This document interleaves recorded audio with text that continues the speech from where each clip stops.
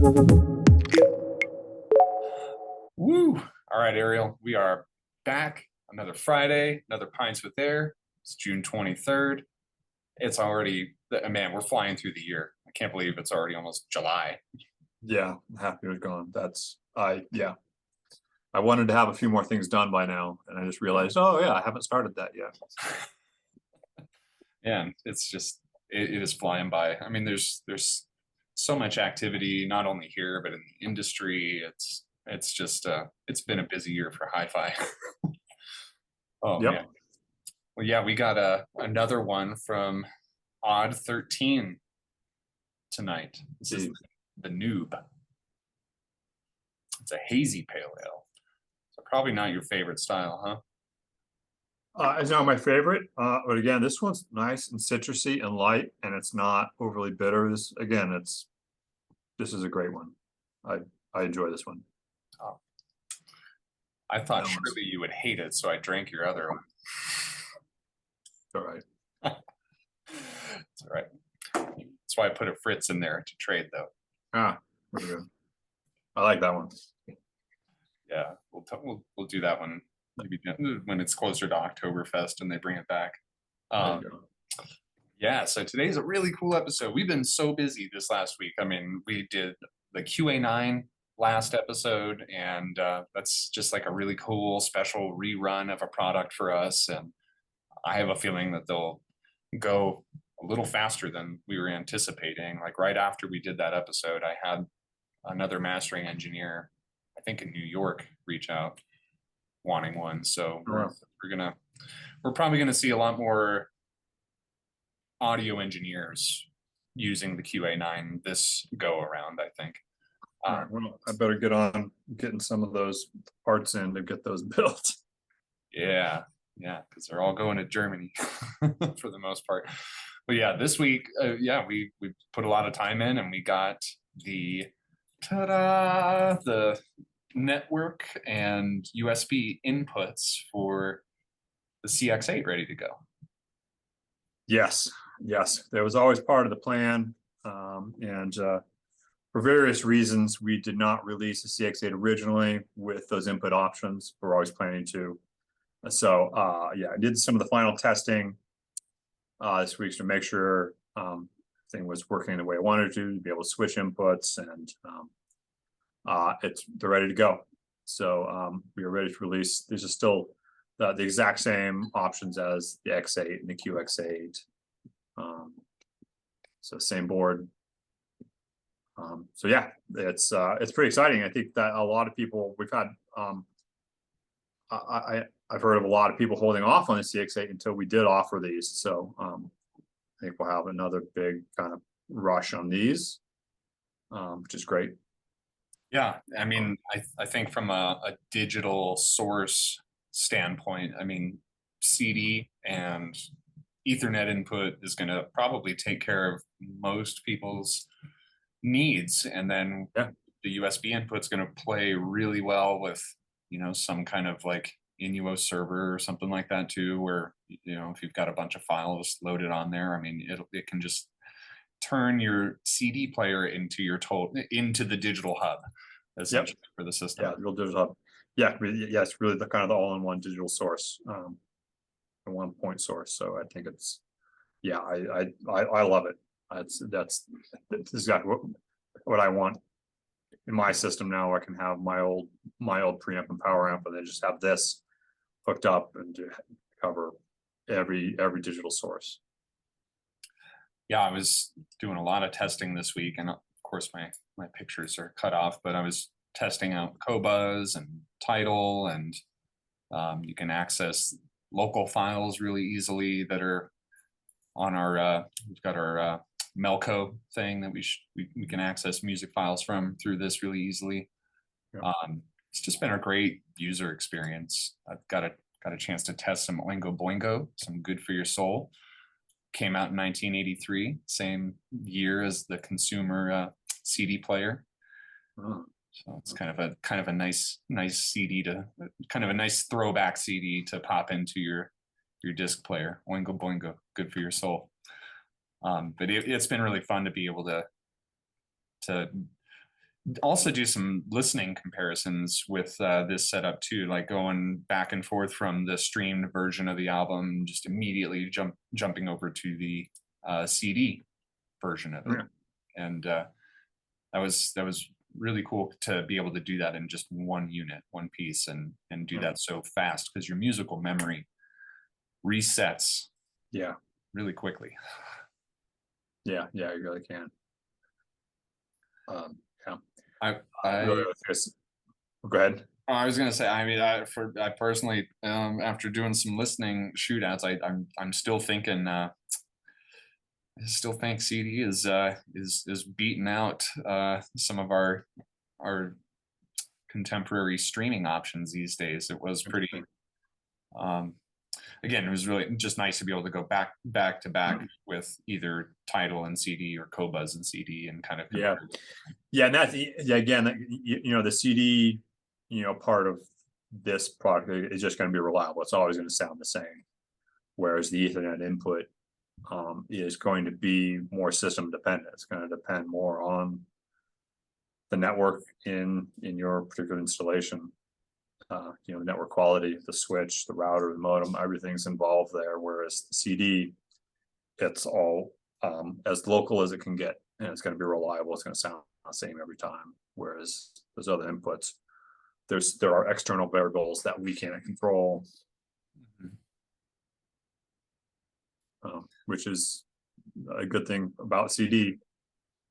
Yeah, I love the aspect that it's just the raw data being extracted from the disk through hardware, and it's as minimal of a software interaction as possible.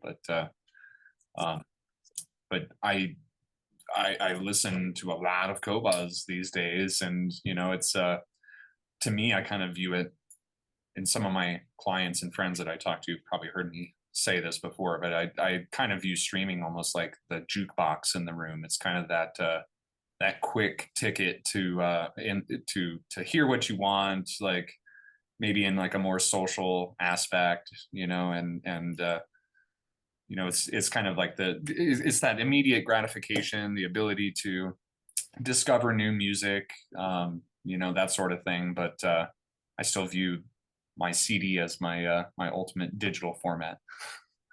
Yeah. Yeah. Yeah. So I want to point out another feature of this, but wasn't really originally intended, but it's kind of and I'm not sure that many people would use it, but with these inputs, and because the player can actually this transport, so it has some bridge functionality, so you can come in either USB or Ethernet, and then go out SPDIF for AES or TOS-like. Again, I'm not sure that that's a commonly required function of a CD player, but it does it. Yeah, it was nice in our test because we were able to do the analog out of the CX-8 or do the CX-8 digital out into the QX5. QX5, yeah. Play around with the configurations that way. But yeah, just a streaming kind of Ethernet bridge that's taking advantage of our power supply technology and our kind of approach to isolation for the signal, and that sort of thing. I mean, just even as a bridge, it could be a force to be reckoned with. Yeah. So. Yeah, and then as another reminder too, on the all of for QX5, for all of the 8 series network inputs, we have these two USB inputs or connection points on the network card itself, and typically one is for Wi-Fi antenna, but the other could be a thumb drive, even with just files loaded right on it. And that's exactly what it's for. Yeah, we'll have, and that could be a fun opportunity for someone who's got a thumb drive to maybe put like our IBE disk digitized on there, so that if you want to do a quick sweep through the system with our long glide tone or short glide tone on our IBE disk, you can have the files just ripped right to a thumb drive and played right on there when you need it. Oh. That's a pro tip. It's a free pro tip. Yeah. I haven't figured out how to. Well, I figured out. I haven't bothered to try and build that into one of our digital boards yet. Maybe have a little menu function. You said sweep, and it would digitally create that signal. That'd be cool, but it's not a high priority. Be cool.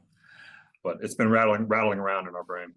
And I think we just need to ditch the paper manuals and go with a little thumb drive, and then the manual, and we can just include the IBE disk on there for It's not a bad idea. New purchases for people. Yeah. Let's see what kind of feedback we get from our airheads on that. I know that. I mean, those manuals are something we've been discussing lately, and so it really curious to know. Again, I bet it's kind of generational almost, whether some of our customers prefer that hard copy manual, or it makes sense to. Does it make more sense to have a digital copy that you can pull up on your computer, your phone, your tablet, or because there's certainly both cost savings, both monetarily as well as ecologically, for not producing a paper manual. There's certainly some benefits to that. So would love to not have to print those out or have them made. But I know that there's plenty of customers that certainly expect that. And I think that would generally be older generations. And so really curious when that cutoff point will be, when we can get away with not producing a paper manual. So any feedback on that would be appreciated. I'm really curious. Yeah, I just think that there's a lot more cool things that we could stuff into a thumb drive than a paper manual. So it's true. Absolutely. Yeah, this has been a ton of fun though, to have the streaming capability built into that, because I mean,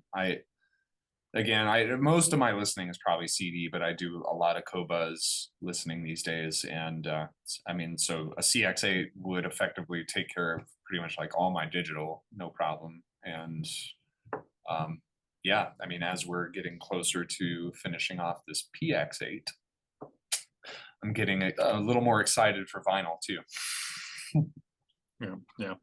You can see also that compared, well, I guess it really similar to the QX8 and EX8 as far as the Ethernet input. It will display some of the metadata, so it displays artist and title, which is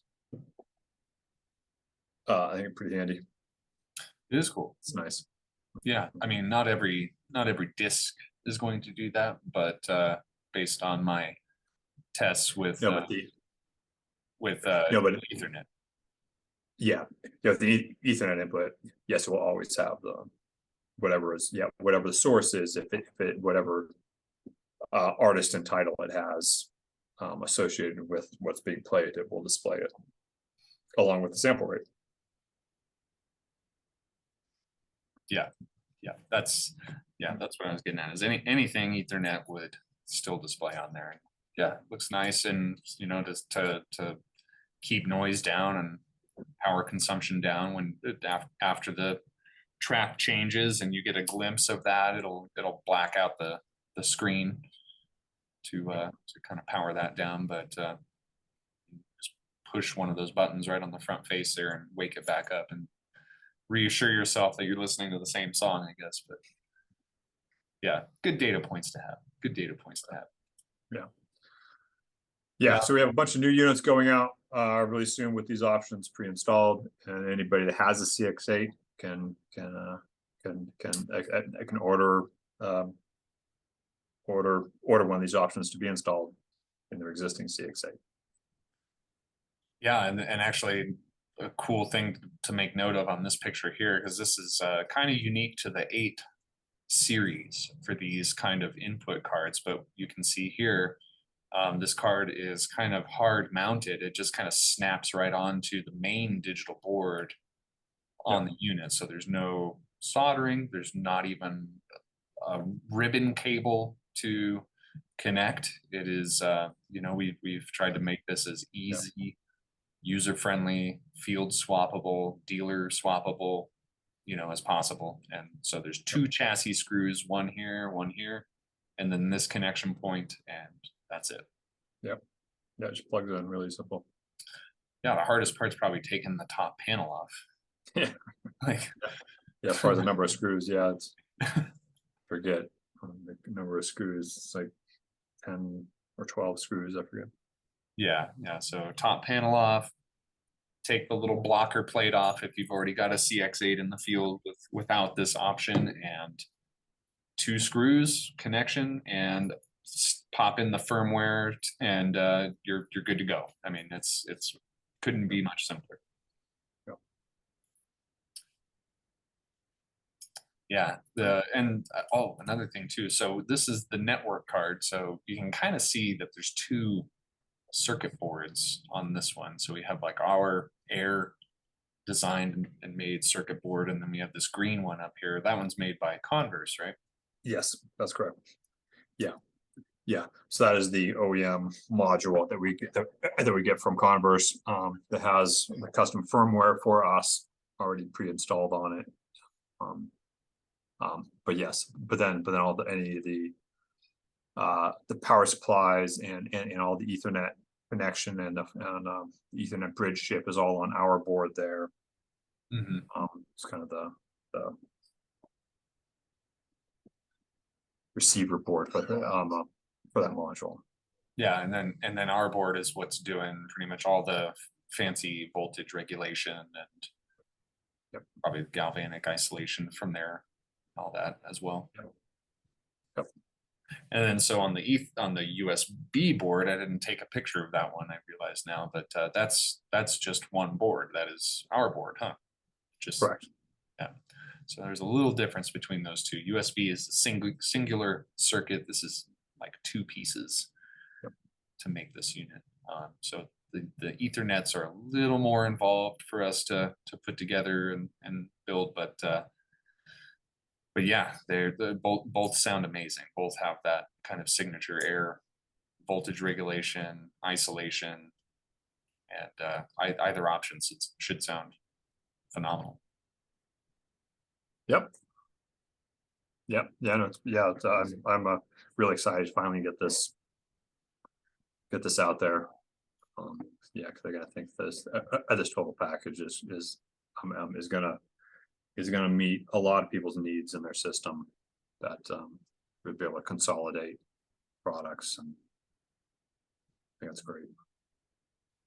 Yeah, most certainly. Oh, another thing that's really cool about this that I liked is when you switch from CD mode to Ethernet or USB, it powers the drive down to kind of cut power consumption. Yes, it does. To cut power consumption as well as any noise, and so it cuts off communication to the drive, and so yes, it does shut down the drive system, with the consequence that you can't open the drive while you're in one of those other inputs. But and so you know when I was playing with it, this was like a year or so ago, I was playing with, like, and I was on the network input, I tried to open it, it wouldn't open. I'm like, oh, why doesn't it open? I'm like, well, because we had thought about that. So, well, when you're listening to a USB or through the Ethernet input, ideally you don't want the noise being generated by both mechanically as well as electrically inside the chassis. You don't want that noise interfering with anything, so it is shut down. Yeah, no, it's really cool. It's kind of one of those little things that I picked up on when I was cycling through the inputs, and I heard it kind of power down and spin up when I would move in and out of CD mode, and just another one of those cool Ayre-isms that I hadn't been familiar with in previous audio components, where you can really kind of maximize the performance of the unit by not overdoing power consumption, or unnecessarily consuming power, I should say. Right. And the same goes for like the USB and the network inputs. Like you can disable those if you choose. Like Yeah. if they're equipped and you're not using it. And Yeah, so just like the rest of the 8 series products, like the EX8 or the QX8, where this more be a more commonly used feature, where you can enable disable inputs that you are not using. CX8, there's only 3 possible inputs: the CD itself, and the USB and the Ethernet, but it has the same setup menu functionality where you can go in and enable, disable any of them. So that it's again, for this with only 3, it's less likely to be used the same way. But because when you have a product that has 10 inputs, you don't want to be cycling through all of them to get to the between the 2 that you have actually connected. But in this case, if you have a CX8 that happens to have the Ethernet installed, let's say, but you're not currently using it, or you don't have the setup for that, you can disable it, and it actually disables power to the Ethernet card. So it's not, so then its clock is not running, it's not generating any extra noise or power consumption. So it is truly shut off. That's, again, like I said, more likely used in the EX8 and QX8, but that functionality is still here in the CX8.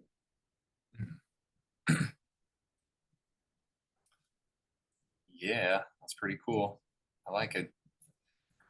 And as far as my math has been able to serve me, it sounds like we'll be able to keep servicing these CX8 drives for a good while too, right? Like we have pretty good supply of these drives. Yeah, we've got a significant supply.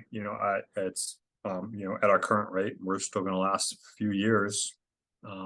So yeah, we've got a pretty big stock of them in our storeroom here. And so both for producing brand new units as well as servicing 10-year-old CX7s that use the same drive. Yeah, we are committed to servicing these for quite a while. Gosh, I keep thinking of really cool things because, like, we have other disc players like our C5 and our DX5, and we still service them. Although there are some challenges there, like with the C5 and the DX5 having Pioneer or Oppo drives, respectively. It's getting harder to find those parts, harder to service them. But if you have a CD player that's just a CD player, and 20 years goes by and you can't fix the CD aspect anymore on it, at least with this, you could still have USB input or network input, and it's still a DAC. Yeah, still a DAC. It's still really, yeah, I thought about that. Yeah, I mean, so even way down the line when we're not able to service this drive aspect anymore, even then, I even have plans for that in the future too. So there you go. Yeah. Sweet. Yeah, we've learned enough from making CD players over the years, huh? we know what to look out for. Yep. Well, yeah, I mean, it's just exciting to start getting a bunch of new stuff out the door, and this is just another one of those amazing solutions that the 8 series can provide. Because I know from like my days as a brick and mortar audio salesman, the 8 series for me would have been amazing to work with, because you have just almost unlimited combinations and options and ways to help people kind of build their system, whatever their needs are. You can really custom tailor it with the 8 series with how modular and configurable everything is. Yep. So it's just a really cool series. And so, like, yeah, we have our VX8 shipping now, and we've sent the first few off to Seattle Hi-Fi, our new friends and representatives up there, which we're going to have to do a cool episode with really soon. Want to Mr. Burt and Seattle Hi-Fi on soon for us, but they're getting CX-8 or VX-8s, and then our friends Musical Artisans in Chicago are getting some CX-8s with network inputs, and then we've got QA9s going to Germany, and and a couple of shops in the US here. Gosh, Yeah. I think the next episode we're gonna have to do something really big. This is a lot to keep up with. Yeah. Yeah. Like maybe a KX8 episode soon. Yeah, I don't think I told you, I just got notification that we got something shipping to us today on the KX8. So Oh it is man, imminent. how are you gonna drop that on me on Pints with Ayre? That's exciting. Cool. Yeah. So maybe we will have a KX8 video to talk about real soon here. Really soon, yeah. Cool.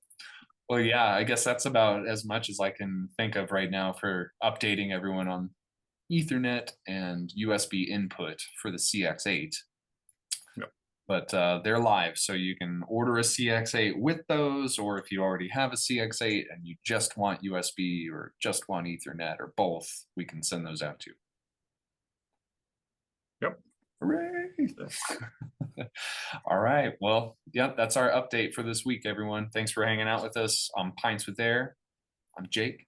This is Ariel, Airhead in Chief, and we will see you next time. Thank Cheers. you. Cheers.